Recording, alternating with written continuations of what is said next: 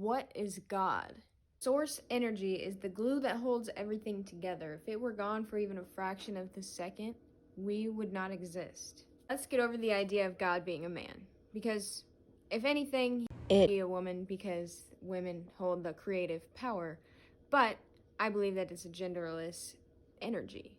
Now, when you hear someone talking about hypnosis and being hypnotized, you think that that is not possible most of the time. Like, that's what the untrained ear would hear is just some hokum.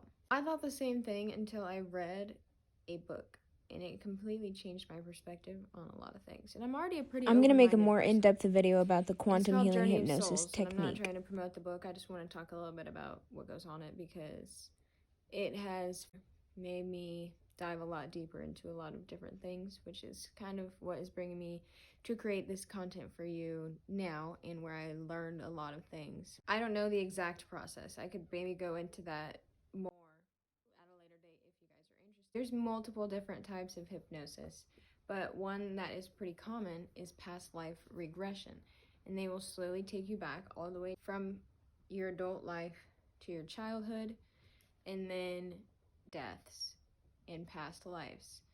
That's kind of the thing, is it's different for everybody. When people are regressed, they can relive these deaths and what happens to their souls after they leave their bodies. And that is why I want to talk about what is God, and how are all of these people seeing it, and what are the similarities in between all of these different cases, because they're insanely similar in many ways. Well, when I think of God, I think of it more of in a philosophical way, necessarily, besides religion. The concepts of God and religion and philosophy are similar, but also very different. Structured, but in different ways. But overall, God is seen as all-knowing, all-powerful, and supremely good force of energy. So, what are some things that these hypnosis cases all have in common? God is in general described as a huge energy force, like a big bright light, like you are being brought This can also provide a sun, huge relief for and grief, you are feeling especially. all of the energy from the sun, but it's not hot, it's like home.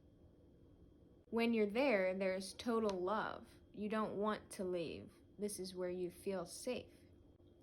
And that's very common in all of the cases. Their beliefs that they held in their planetary body, or this life, do seem to have some say in what happens when their soul crosses to the spirit world. Case studies all describe their experiences very differently, and a part of that is because, as humans, we simply cannot understand the totality Even and in this complexity dissociated of what state, God it is too much to put into words. That seems obvious, but when you really think about it, it's like what you perceive to be as total love, safe, and peace in your own perspective, because we are all pieces of God's infinite total reality. You know what I mean? So we are all God experiencing itself. So our experiences are going to be different, but at the same time as one whole, as the same. That sounded like I was just saying the flip-flop of everything, so hopefully that made some sense. The totality of God is just enormous.